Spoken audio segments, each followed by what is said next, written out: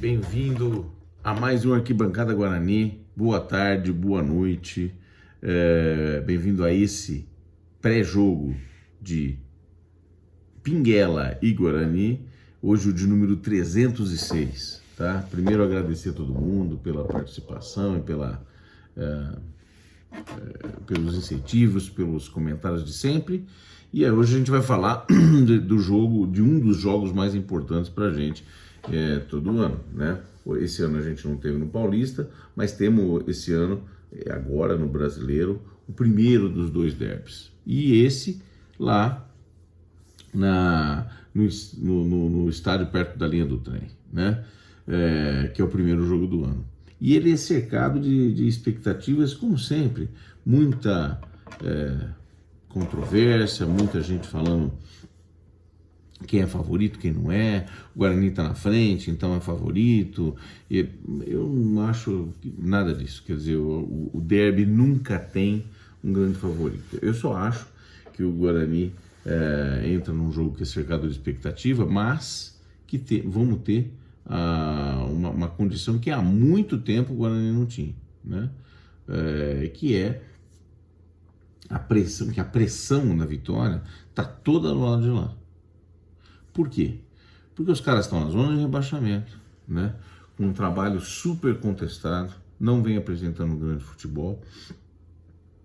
E se perder, o técnico que ainda é interino, se bobear, cai e eles vão estar num mato sem cachorro. O jogo, por outro lado, o jogo deles, eles vão jogar em casa, com apoio da torcida, sem o visitante. Então eles têm a possibilidade de apoiar. No nosso caso, o Guarani entra na zona de classificação, fazendo uma boa campanha até agora, mas sem jogar um grande futebol nos últimos jogos, pelo menos, né? Então é uma oportunidade que o Guarani tem de se afirmar no campeonato. Se o Guarani vence esse jogo, nós vamos ter a possibilidade de, além de afundar o nosso maior rival, a gente vai ficar muito bem na tabela e logo depois tem um jogo em casa contra o Chapecoense. Então o Guarani tem a chance, se vencer o derby, de tentar buscar os próximos 6 pontos, né? E com isso a gente ficaria numa condição absolutamente privilegiada dentro do campeonato. Falar de acesso ainda, de briga pelo acesso, é muito cedo. É muito cedo.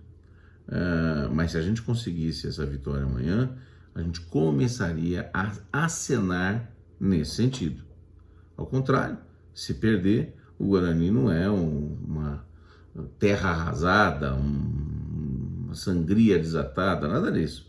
Mas, normalmente, num clássico, o derrotado não sai impune, né?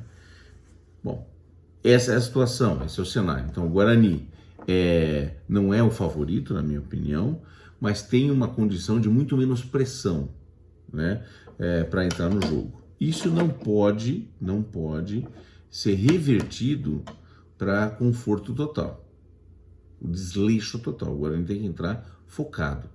Se os seus atletas entrarem imbuídos de que é um jogo importante, pode ser uma coisa, pode ser uma chavinha da virada pensando no acesso, né?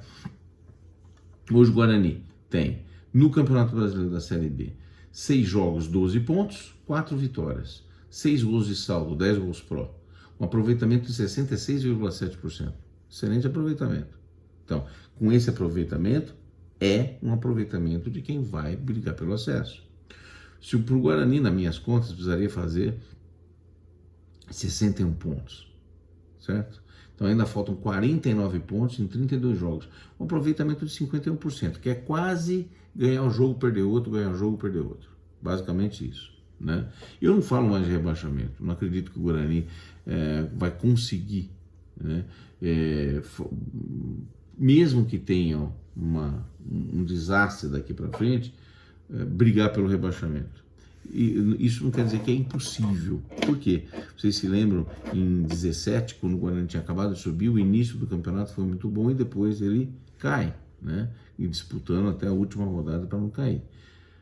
Então não é impossível, mas eu não acho isso. Eu acho que o Guarani não tem time para brigar lá embaixo. E além disso, tem muito time pior que o Guarani. Mas acho que estamos longe ainda de dizer que o Guarani está brigando pelo acesso. O Guarani é eu diria que o Guarani está entre os 6 ou 7 times que estão com possibilidades maiores de subir. Essa é a grande verdade, né? Porque ainda tem os caras que estão lá em cima, Vitória, Criciúma, e tem Vitória e Criciúma principalmente, Atlético Goianiense agora chegando lá entre os 4, o Guarani que está entre os 4, e eu apontaria ainda Sport e Ceará, que a gente precisa ver um pouco mais, apesar de que já estão mostrando as suas caras, né? Então eu não acho que são tão favoritos assim, mas tem elenco, tem estrutura, tem uma aposta desses times aí para brigar. Então o Guarani está nesse bolo de 6 ou 7 times que por hora estão com maiores probabilidades de subir o acesso. Não está brigando pelo acesso ainda, vai ter que jogar mais bola. E o derby é uma possibilidade disso, né? Então é o derby número 205, nós temos uma pequena vantagem histórica e eu não acho que a questão da história conta quase nada. Nós temos retornos importantes, o Anderson, Alan Santos e Bruno Mendes estão de volta, estão disponíveis para jogar, né? Vão ser titular ou não, tem muita discussão, principalmente entre Bruno Mendes e Derek, né? Então não se sabe quem é que vai ser escolhido do Pivete. O Guarani é o quarto com a primeira mini-meta já conquistada, então usando, né, aquela maneira que o Vadão gostava de gerenciar um campeonato onde brigava-se pelo acesso, na primeira mini-meta o Guarani sobrou 2 pontos. Excelente. Os primeiros 6 jogos a gente precisaria fazer 10, fez 12. Tá tudo certo, por enquanto. De novo, a pressão tá do lado de lá. Eu acho que a Pinguela tem um time, tem peças. O time tem jogado muito mal, é um time que quando não completo é um time muito fraco, mas tem algumas peças interessantes, como o Elvis, que está muito fora de forma e nem está jogando tão bem assim, mas é um cara sempre perigoso. Matheus Jesus, que é um cara perigoso também. O Naldi, que é um jogador que defende bem. O tal do Gé é um grande goleador. Então tem peças soltas lá e que o Guarani terá que tomar cuidado para não estragar o jogo. Então, na minha opinião, o Guarani entra em campo sem essa pressão, esses caras vão dar um calor nos primeiros 15 minutos.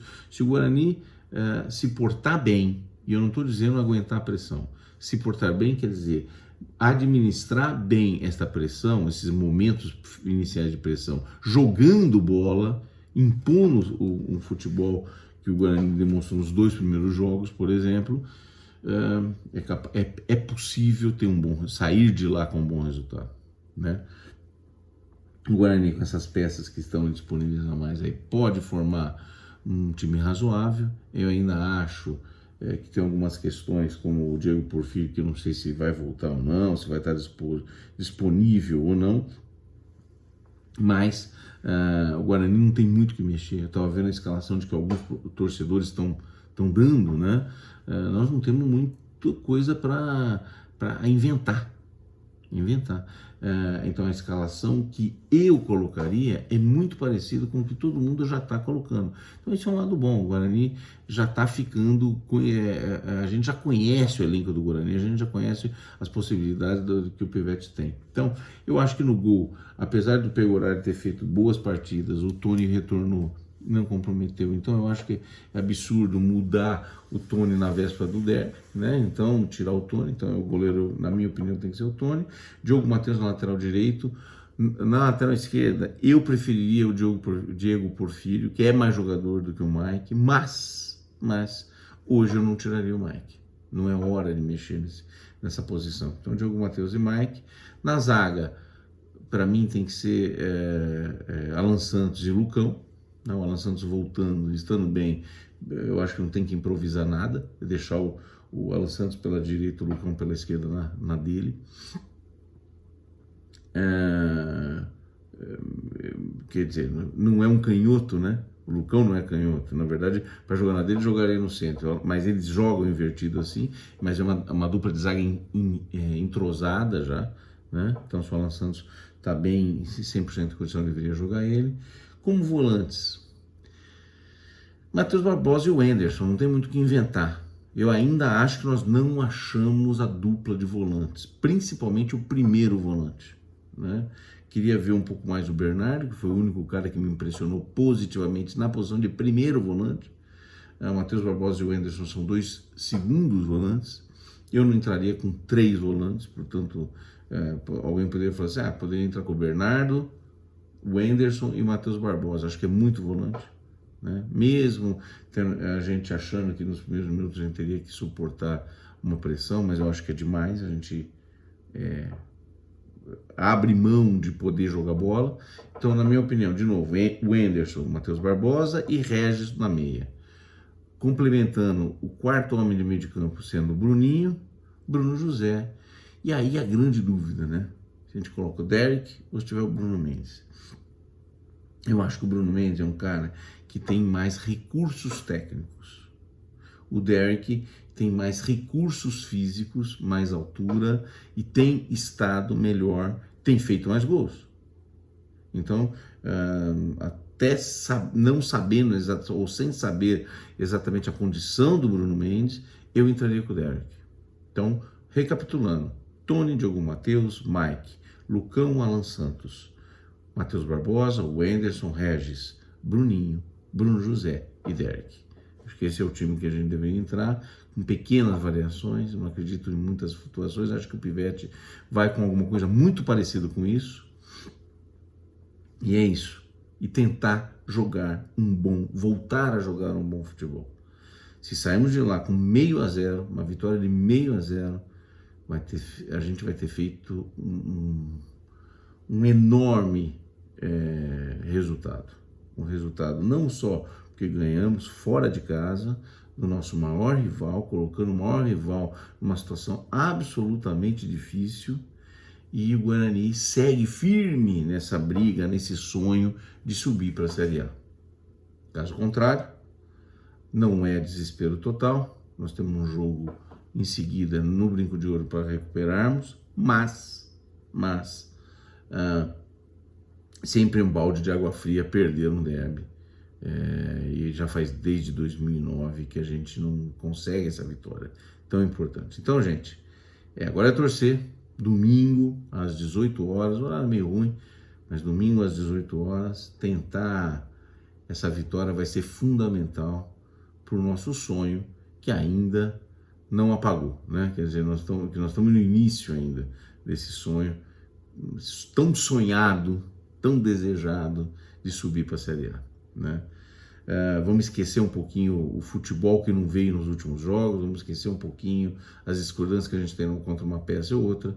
É hora de apoiar, é hora de torcer, e é um dos jogos mais importantes, como sempre, para a gente, tá certo? Um grande abraço para vocês, um bom jogo para todos nós, e vejo vocês no pós-jogo, se Deus quiser, com uma grande vitória. Grande abraço, até mais, tchau.